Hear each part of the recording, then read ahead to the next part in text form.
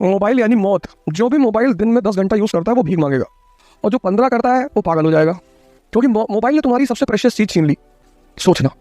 तुम्हारे रिश्ते छीन लिए। पहले जब हम अकेले होते थे तो अपने दोस्तों के साथ बैठते थे, अब हम अकेले होते ही नहीं। मतलब हम अपने समय की बात बता रहे हैं कि हमें शाम को निकलना ही होता था। एक पर्टिकुलर एरिया होता था, चाय की दुकान होती थी, वहाँ सब इकट्ठा होते थे, एक चाय लेते थे और भी बहुत कुछ लेते थे और बैठते थे और डिस्कस करते थे, एक दूसरे से बात करते थे, कंपनी देते थे, एक दूसरे को मोटिवेट करते थे, एक दूसरे की परेशानी में हिस्सेदारी करते थे। ये दोस्ती का मतलब होता था। किसी के फादर एडमिट है तो उसके साथ रात भर हम भी हॉस्पिटल में रहते थे, उसको हिम्मत मिलती थी। तो जब हमारे फादर बीमार हुए तो वो लोग हमारे साथ हॉस्पिटल में रहे, इसको भाईचारा कहते थे। मोबाइल ने वो सब मार दिया, मोबाइल ने वो सब मार दिया, सब खत्म कर दिया। आपको जरूरत ही नहीं जब तक आप क्रिटिकल कंडीशन में नहीं आएंगे। भाई आप किसी के पास कब जाएंगे जब आपको किसी की जरूरत है? मोबाइल ने आपकी जो जरूरत है दूसरों की वो खत्म कर दिया, और सबसे बड़ा झटका दिया। तो उससे परसों मुझसे पूछे करप्शन कैसे खत्म होगा, इस देश के आईएएस अधिकारी पॉलिटिशियन बहुत करप्ट हैं। बिल्कुल नहीं करप्ट है, इस देश के सबसे अच्छे हैं इस देश के अधिकारी और राजनीतिज्ञ।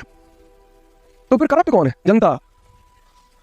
1000 2,000 रुपए लेके वोट देते हो, तो जो आदमी इन्वेस्टमेंट करेगा वो अपना पैसा वापस नहीं लेगा।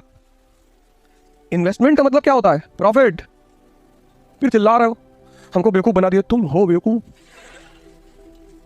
जब तक इस देश का आदमी शराब और पैसे के बदले में वोट देना नहीं छोड़ेगा तब तक इस देश में करप्शन कभी नहीं खत्म होगा। तो इस तरह से करप्शन इस देश की जनता में है, ना तो ब्यूरोक्रेसी में है और ना राजनीति में है। आप एक बार एक ऐसा आदमी चुन के देखो जिसने आपको 1 रुपया ना दिया हो, और फिर वो करप्शन करे तो बताओ हमें। क्योंकि जो सेवा भाव से आ रहा है वो क्यों आपको पैसे देगा? आज मैंने तुमसे कहा इस बात पे याद रखना, करप्शन हिंदुस्तान की पब्लिक में है, ना ब्यूरोक्रेसी में है ना पॉलिटिशियन में है। जिस दिन इस देश की जनता पैसा लेकर और दारू छोड़कर वोट देना शुरू कर देगी, कोई नेता कोई अधिकारी एक पैसा किसी से नहीं लेगा।